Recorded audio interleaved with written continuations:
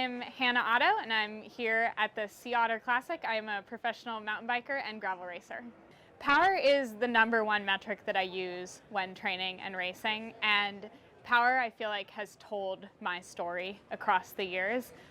Starting in the sport of triathlon, transitioning into mountain bike, moving up the ranks and becoming a professional mountain biker, you can watch the whole progression through my power numbers throughout the years. And that's something that I hold very close to me because it almost seems like power numbers are a very intimate thing. They tell you your improvement, they tell you how you feel on the day, and so watching that story over the years is something that really means a lot to me. I started in triathlon at 9 years old, which is also a very different place to be, and I've raced triathlon from 9 to 20 years old. So I raced triathlon for 11 years, and then at 20 I had the opportunity to be a part of a professional mountain bike team, and it felt like the opportunity of a lifetime, something I couldn't turn down. And having done some mountain biking through Xterra Triathlon, through NICA, and then through collegiately, I thought, okay, I think this is something I'm pretty good at, good enough at least to give it a try. And so I went all in and changed my training dramatically. In triathlon, I've never really trained more than 2 hours at a time on the bike, and now here we are, professional mountain biker for 6 years now, doing races like the Lifetime Grand Prix where I'll race for 7+ hours at a time. Wow, big differences there. Yes.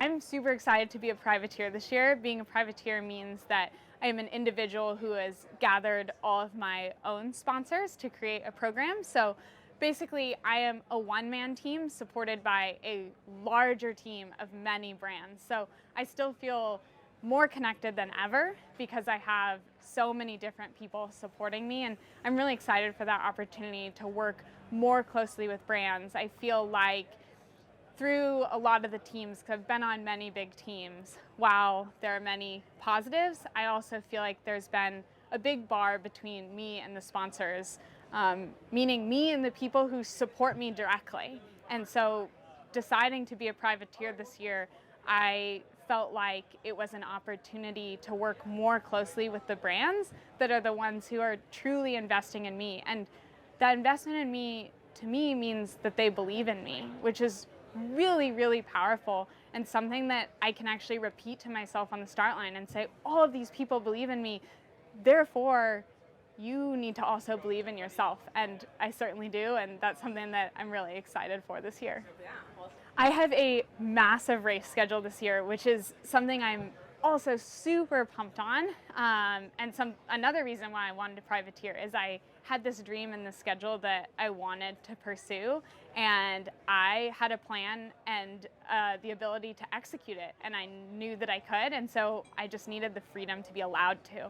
And so privateering has allowed me to do that. I'll be racing more than 20 race weekends this year, which a race weekend often has more than one race, so you can imagine how many races that is. But I'll be prioritizing the World Cups as I pursue the 2024 Olympics, and also the Lifetime Grand Prix, which is definitely one of the biggest series in the world, and for sure North America. Indoor training is certainly an important part of my training process. Living in Salt Lake City, there are certainly days where training outside can be difficult, if not downright impossible and even dangerous. And so the barometer I usually use is if I feel like the outdoor conditions would inhibit my ability to do my best, I know that training inside can still give me the ability to be my best. And so training indoors has given me the ability to pursue very exact intervals, hitting my intervals every time, so that I know at the end of the day I've done everything I can and I've checked all of those boxes, versus training outdoors, sometimes there are variables that you can't control.